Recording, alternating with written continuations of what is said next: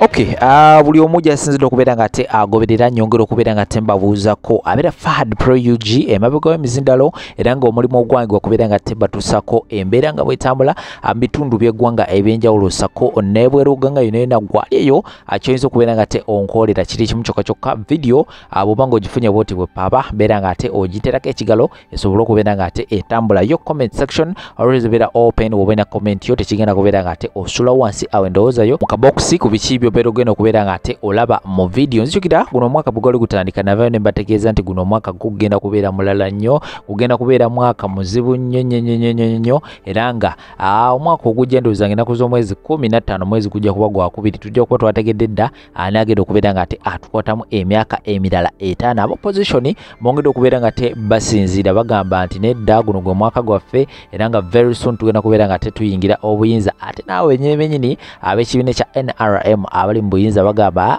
muli mu muzannyo mweffe tukyaliwo ate bwe tuba tuvuddeyo tugenda kubeera nga tetuyingizaawo mutabani w'omukulembeze w'eggwanga lino Uganda omukulu oba omwami General Muhoozi Kainerugaba era ng'ekiriwo ssaawa eno abaana ba NUP lunaku lwali lwa 12 February bava ne babeera nga ate bakolera omukulu Robert Kyagulanyi Ssentamu salute era ng'ebituubo byatambula nnyo tebyakomaawo byagenda ne bibeera nga tebituuka ne mu bakulu era abakulu ne bavayo ne bagamba tekiyinza kubeera nga tekikola bwe kityo mu ggwanga lyettu Uganda mukeera mutya ne mubeera nga ate mutandika okubeera nga ate musalutingira omuntu omulala nga muyita president nga ate president w'eggwanga lino mumanyi bulungi nnyo era abaana bazenga bakwatibwa aba NUP oluvannyuma lw'okubeera nga ate ekikolwa ekyo ekyaliwo era nga omukulu eyasookera ddala okubeera nga ate akwatibwa yabadde Fred ya Nyanzi era nga ono ye mukulu wa Robert Kyagulanyi Ssentamu wabula amawulire gennyinawo amalungi omukulu oyo oluvannyuma lw'okubeera nga ate yakwatibwa pressure nebeerawo ey'amaanyi ennyo 30 minutes back asobodde okubeera nga ate munaye ateebwa era nga ono kusinziira ku mukulu Robert Kyagulanyi Ssentamu byasobodde okubeera nga ate ateeka ku mikutu gye egya social media njagala kubeera nga ate mbyeyambisako ebigambo bino oluvannyuma mbere nga ate mbibatera wano mpolampola yagambye nti oba agambye nti kutegeezeza nti 30 minutes back agambye nti after 4 days of incommunicado detention and torture, our head of mobilization chairman Nyanzi Fred has been driven from CMY torture chambers and dumped near his home. Thank you all for raising your voices. Keep the pressure on Free Uganda. Bwatyo omukulu Robert Kyagulanyi Ssentamu asobodde okubeera nga ate awandiika agambye nti abadde akulira mobilization ebokunga Uganda mu kibiina kya NUP asobodde okubeera nga ate ateebwa oluvannyuma okubeera nga ate yatokyalingiddwa oba yamaze okubeera nga ate akubibwamuko era nga abakulu oluvannyuma lwa pressure eyabaddewo abamututte butereevu wali mu maka ge bamusudde era abali mu kikomera bagenza okubeera nga ate balengera omukulu ali ku gate nga chairman Nyanzi munaye byone bigenda mu society ezeyo naye nga ebyo tubitadde ku mabbali ebya chairman Nyanzi abaana bakyayongera kubeera nga ate bakwatibwa aba NUP abasinga era nga ndowooza n'asembye bamuyita General Gaddafi abeerako nnyo okwo ku mikutu gya social media era nga abakubaka watera okubeera nga ate ateekayo yakwatiddwa era nga ate nakubeera nga ate amanyikwa wawaali sako ne bodyguard wa Robert Kyagulanyi Ssentamu omukulu amanyikiddwa nga Akireewo Kivumbi sako n'abaana abalala bangi nnyo no ku lwaliro Bobi Wine ayina obubaka basobodde okubeera nga ate ateeka ku mikutu gye egya social media era nga ngenda kubeera nga ate mbo bayitiramuko wano mpola agambye nti whatever happens to me, Museveni and his son are responsible. From yesterday, our home is being patrolled by strange men in civilian clothes who appear to be armed. We have information that they are after my life after threatened by Museveni's son in a few days ago. They have gone ahead to trail and abduct many of our comrades, including part of our security team. Right now, they are raiding our party headquarters. We expect anything from the cowardly regime, but we are not intimidated. Bwatyo omukulu bwasobodde okubeera nga teekubira omulanga naga senga kyonna oba senga wabaawo ekisobodde okubeera nga tekintuukako mukimanye nti awuzi bonna bwavudde ku mukulembeze w'eggwanga lino sako ne mutabani we batoye order babeere nga ate munnayi bankolako nga mbiwulidde awo mpolampola nebigenda mu society ezeeyo era nga nze kwendi nja kubeera nga tembawo update ku byonna ebinaaba bizzeeko mu maaso awo gwe just weekumire bwekumizi wano video liking nga sharingirako abalala ate yo comment section always beera open was wansawo comment yo ogikirira nobeera nga ate ogisula gwe bino ebigenda maaso obirowoozaako ki ebigenda maaso mu ggwanga lyattu Uganda teka wansawo comment yo oluvannyuma tubeere nga ate tuwuliziganya tugeteko omutongole subscribing ka notification bell kakuoneko akadaako kali awe bali kajja kubeera nga teka ku alatika buli nabandese video ojja kubeera nga ate ofuna notification kakati agagudde side ezeno agigano kamere nga tembatirawo embeera nga bweyimiridde essaawa eno nkomaona mawulire amala mangi ntevaawo tuwadde gavumenti ya Mwai Museveni nsaleesale ya ssaawa 48 okuta Dr. Besigye n'abasibe bonna abali mu kkomera mu bumenyi bw'amateeka era ne tubakubiriza mu ssaawa ezo okugondera ensala ya kooti ensukkulumu okuta abantu abo kubanga tebalina musango. Koleddwa tugenda kulangirira ebikolwa okwetoola eggwanga lyonna ebiruubiriddwamu okuteeka akazito ku gavumenti ya Mwai Museveni okola ekyo amateeka kigajiragira okola n'okomya obumenyi bw'amateeka buno. Bano abaana ba foot soldiers ne babasiba ninga commander in chief owaba foot soldier ali wano lwaki temumukwata?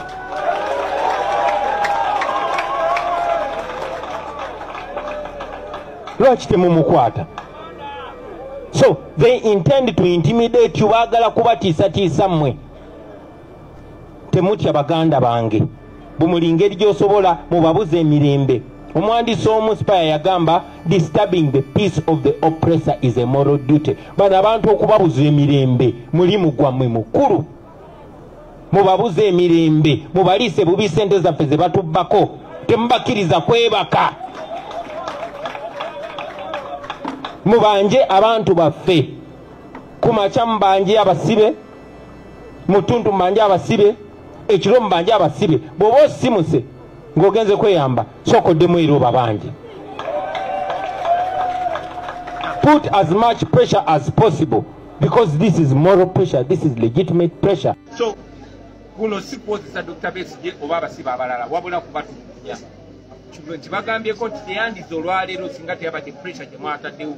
N'olw'ensonga eyo nze njagala okubasaba mwenna gye muli muteekewo pressure tubebaza mwenna abeekalakasiza okwetoola East Africa ne wano mu Uganda temulekerawo kuba bano bawulira pressure yokka abatulugunya bawulira pressure okuba wano naffe n'abakulembeze abalala tugenda kuba n'okusaba tukakule nga tusabira Dr. Besigye n'abasibe bonna abali mu kkomera mu bumenyi bw'amateeka ne nammwe tubasaba buli omu waali mu ngeri yonna gy'asobola ateekewo pressure ku social media mu street n'awalala wonna kubanga bano bawulira pressure.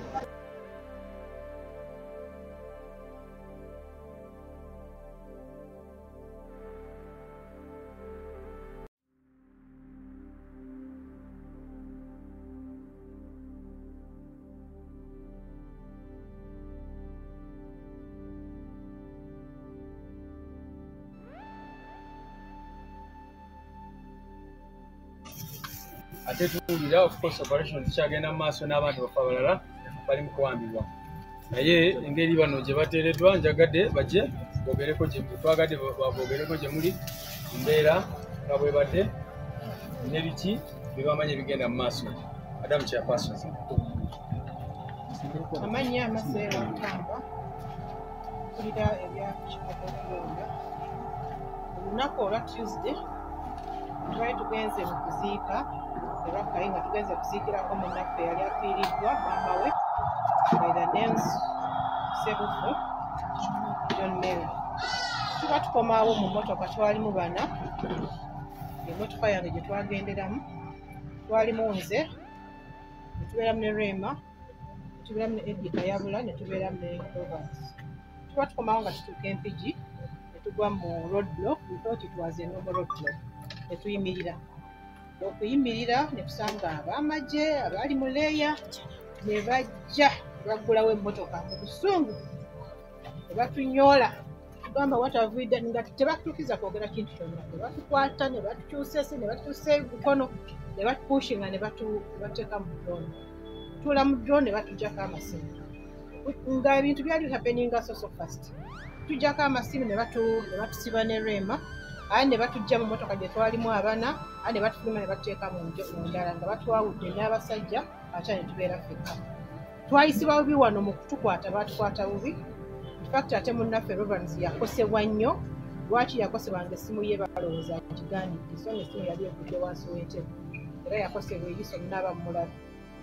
So ne batuvuga ekiro nga batubisa amaaso tumanyi gye tulaga ate nga batusibye. So mu mmotoka gye twali mwalimu omukyala yatugamba muli bakyala bannange bwe mulaga bagenda batokyalinga naye mu koperatinga mwogere byonna byebababuuza. Ne batuvuga ne tutuuka mu kifo kye tutamanya era ne batufulumyamu nga batukutte ne batutuuza wansi. Then ne batandika otubuuza amannya gaffe, lwaki tuli mu NUP, bye twali nabyo ne babituggyako, byonna bye twali nabyo ensawo ne babirikodinga, ne batutwala mu kaseera mwe twali twasangamu abakyala abalala ne tutuula omwo kati nga tetumanyi we tuli. Nze ekintu ekyasinga okungumya nganzi kinasooka okugamba Rema nti oba batutta oba batukola ki, the comfort I have my family egenda kuntwesinga kuba motoka yange mulimu truck.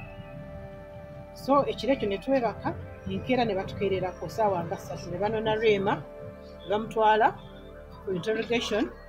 Yalwayo of course nga ndi restless. Tetwalya that day because twali ku tension. Yamala 4 hours ne bamukomyawo nange ne batwala. Ebibuuzo ebatubuuza lwaki twajoininga NUP ne bambuuza nze ani eyankonectinga ku Honorable Kyagulanyi, ne bambuuza lwaki mu bantu bonna yaneeteekamu obwesiga okulira akakiiko ako, ne bambuuza oba bampadde ssente nsobola okugenda ne mbakolera, ne bambuuza programs zetulina mu by-election effect, ne bambuuza fanda waffe yaani atufandinga, ne bambuuza lwaki abantu batwegattako nnyo, kiki ekiri wano, how do we convince people okwongera okutwegattako mu bungi. Ne batubuuza about our families gye twasomera, ne batubuuza emirimu gyano tugikola tutya, baani abatukulira wano, ne batubuuza financial controller yaani, ne batubuuza ntegeka ki gye tulina mu kalulu akaddako, strategies gye tulina buli district, how do we connect, era baani abakola emirimu eja president waffe. So bebadde batubuuza naye ng'ekintu kye tusinga okumanya ekikulu ne batugamba they can crash and they are ready to crash NUP within 1 month. Abductions zikyagenda nyingi era akaluke kawempe is going to be worse, not going to be a normal by-election. Kati we baatu tetubeera omwo mu room saawa zabadde nga ziwera 11, 12 kubanga tomanya budde ki. Ne bajja ne batufulumya nze ne Rema was going through a lot of pain. Ne batugamba batwala mu ddwaliro. Ne batusiba ate ne batuwa ebintu byaffe ne baddamu ne batusiba. Batusobola kugamba nti ono yabadde ono because twabadde batusibye. Then ne batuteeka mu mmotoka ate ne batutwala okutuggula amaaso nga tuli kireka poliisi. Ne batugamba tukubire omuntu omu ajja atunone naye tabeera looya waffe ate abantu bajja bangi. Tuba tukwata amasimu ne bagamba ate temugakuba. Kati twakatuuka ne ndaba n'omuntu ng'abuze emmotoka yange ng'agireese ekireka. Ne batuggyako statement ne tuwandiika. Naye ate mu kuwandiika statement ne batugamba abantu tetuyita muntu yenna tugende tebagenda tuwa police bond. Ne batugamba tugende naye tetwogera ku byonna bye twalabye bye baatubuuzizza, tuddeyo tusirike tetwogera bamawulire bonna. Second time we batukwata nga tumaze okwogera byonna bye twaliseemu tetugenda kyagala. So that's the reason we twavuddeyo abamu betwege. Yeah, I'm Mercy Walkamba, head of EMC. On Tuesday this week, we had gone for burial. One of our colleagues by the name Selfu Mary had lost a mother, so we went to Rakai for burial.